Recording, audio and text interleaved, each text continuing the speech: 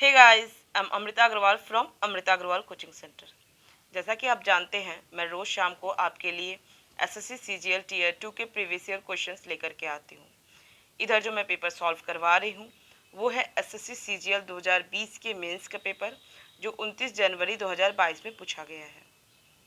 मैंने बहुत से क्वेश्चन सॉल्व करवाए हुए हैं, जिसका लिंक आपको डिस्क्रिप्शन बॉक्स में मिलेगा, और एक प्लेलिस्ट बनाई है जिसमें अभी तक कराए हुए प्रीवियस ईयर टीयर 2 के क्वेश्चंस और आगे जो भी मैं टीयर 2 के क्वेश्चंस दूंगी उस सब की लिंक आपको उस प्लेलिस्ट में मिलेगी। और प्लेलिस्ट की लिंक मिलेगी आपको आई बटन पे और डिस्क्रिप्शन बॉक्स में।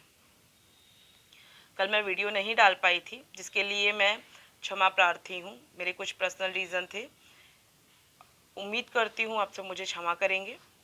नेक्स्ट टाइम से मैं कोशिश करूँगी कि कोई दिन भी गैप ना होने पाए, रेगुलर मेरे वीडियोस आएँ।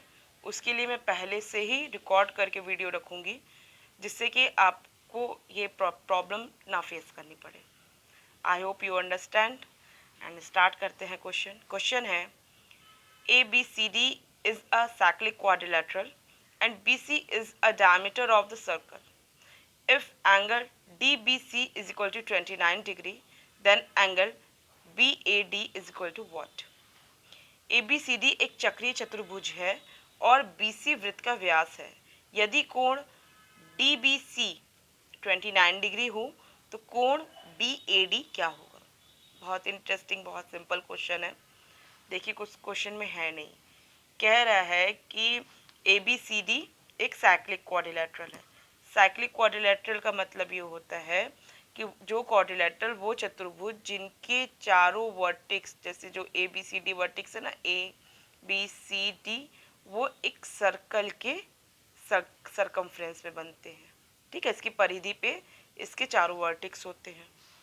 दूसरा इसका होता है पॉइंट कि इनके जो अपोजिट एंगल का सम जो होता है वो 180 डिग्री होता है। जैसे अगर एंगल डी और एंगल बी कहेंगे तो इन दोनों का सम 180 डिग्री होगा। उसी तरीके से एंगल सी और एंगल ए, इनका सम 180 डिग्री होगा। ठीक है, बस बहुत ज़्यादा इसका कोई रूल नहीं है। क्वेश्चन में क्या कह रहा है कि ए बी सी डी एक साइक्लिक क्वाड्रिलेटरल है, तो मैंने सीधे सर्कल पे ही बना दिया। BC is the diameter of the circle, और कह रहा है कि इस साइक्लिक क्वाड्रिलेटरल, जो कि आप जान चुके हैं कि इसके चारों वर्टिक्स सर्कमफ्रेंस पे बनेंगे, जिसमें BC जो है वो क्या है, ये साइड सर्कल का डायमीटर है, मीन्स व्यास है। अब जाहिर सी बात है, अगर व्यास है, डायमीटर है, तो वो सेंटर से होके गुजरेगा। मान लेते हैं सेंटर कोई O या कुछ भी है, तो वो सेंटर से होके गुजरेगा। और क्या है कि एंगल DBC, एंगल DBC, ये एंगल अगर 29 डिग्री का है तो कोण BAD क्या होगा? BAD मीन्स ये फुल एंगल पूछ रहा है कि क्या होगा। अब एक बात ज़रा ध्यान दीजिए, कह रहा है कि एंगल DBC ये 29 डिग्री का है। अब देखिए, ये जो CD है ये क्या है, इस सर्कल का कॉर्ड है, जीवा है।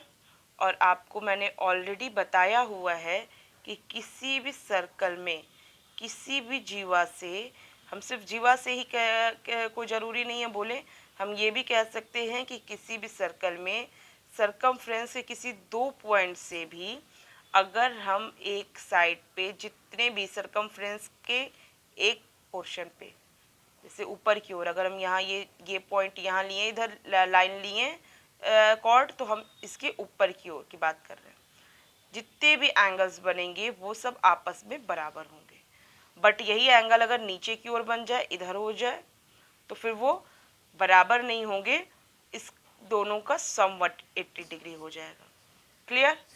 मेरा मेन फोकस जो पॉइंट क्वेश्चन किया है उस पर देती हूँ कि किसी भी कॉर्ड से किसी भी सरकमफ्रेंस में, मतलब किसी भी कॉर्ड से सरकमफ्रेंस पे कोई भी इस तरीके से अगर हम एंगल बनाएंगे तो इस तरीके से जो भी एंगल होगा वो होगा आपस में इक्वल।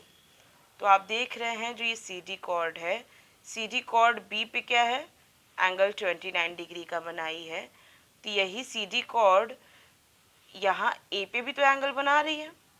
क्योंकि हमें ये फुल एंगल चाहिए था तो मैंने देख लिया कि यहाँ पे ये भी तो एंगल बन रहा है और ये भी एंगल कितना हो जाएगा, यही 29 के इक्वल हो जाएगा। इसका मतलब मुझे ये एंगल ये 29 डिग्री का मिल चुका है। मीन्स एंगल DAC तो 29 डिग्री का हो गया। अब बचा हुआ एंगल क्या है, CAB, क्योंकि हमको ओवरऑल एंगल क्या बताना है, BAD बताना है। ये 29 है। अब आप जरा इस एंगल पे जरा फोकस कीजिए। यहाँ पे जब CB डायमीटर है और जो व्यास होता है वो सेंटर से होके गुजरता है। जब ये सेंटर से होके गुजरता है तो आपको मैंने एक और रूल बताया हुआ है कि सर्कल में सेंटर पे जो बनने वाला एंगल होता है कोई 2 पॉइंट से, या हम कहें कि किसी कॉर्ड से, जो सेंटर पे बनने वाला एंगल होता है वो सरकमफ्रेंस पे बनने वाले एंगल का क्या होता है, डबल होता है। यही एक ही साइड की हम बात कर रहे हैं। एक साइड पे ये जितने सरकमफ्रेंस पे बनने वाले एंगल्स है ना, वो तो आपको मैंने ऑलरेडी बताया हुआ है कि सब आपस में इक्वल होते हैं। बट अगर एंगल सेंटर पे बन जाए तो सेंटर का एंगल होगा सरकमफ्रेंस के एंगल से डबल। क्लियर। अब आप जरा एक बात देखिए, क्योंकि जब C और ये B, ये आपको डायमीटर, ये जो कॉर्ड है ये अपने आप में डायमीटर है, तो ये सेंटर से होके ही गुजरेगा और सेंटर पे बनने वाला एंगल इस पे क्या होगा, एक स्ट्रेट लाइन है, एक पॉइंट से एक तरफ बनने वाला एंगल 180 डिग्री होगा। मीन्स इधर जो एंगल बन गया वो कितना है, 180 डिग्री। और इस तरीके से जब यहाँ सेंटर पे बनने वाला एंगल 180 डिग्री है C और B की वजह से, तो C और B की वजह से जो A पे बनने वाला एंगल है वो क्या होगा, 180 का हाफ होगा, मीन्स 90 होगा। बस हो गया, निकल गया।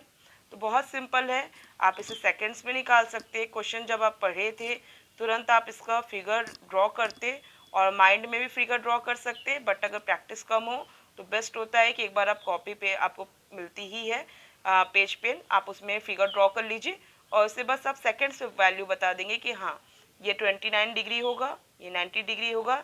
इस वजह से हमारा जो वैल्यू मिलेगा वो मिलेगा 119। तो BAD की एंगल कितना निकल गया, 190 निकल गया। अब सबको अच्छे से समझ में भी आया होगा।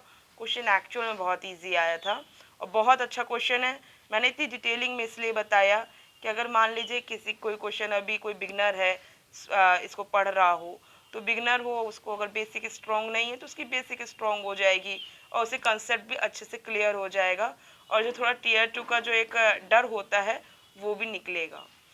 तो आई होप आपको वीडियो पसंद आया है और आप चाहते हैं कि मेरे वीडियोस आप तक पहुंचे ईजिली, तो आप मेरे चैनल को सब्सक्राइब कर दीजिए और बेल बटन दबा दीजिए।